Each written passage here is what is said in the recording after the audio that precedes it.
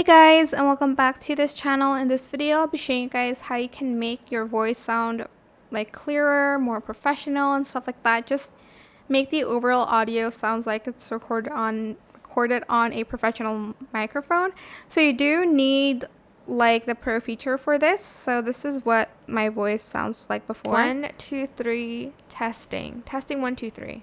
Okay, as you can see, like here there's like a at the background. Here, I'll make it a little bit louder. 1 2 3 testing 1 2 3. Okay, so let's go to basic here and fix that.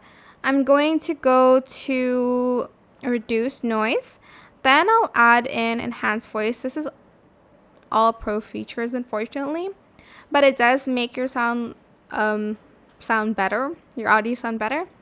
Go to vocal isolation as well and select key vocal, and this is what it's going to sound like after. 1 2 3 testing. Oops. 1 2 3 testing 1 2 3. As you can see, it's way more clear. It's way clearer.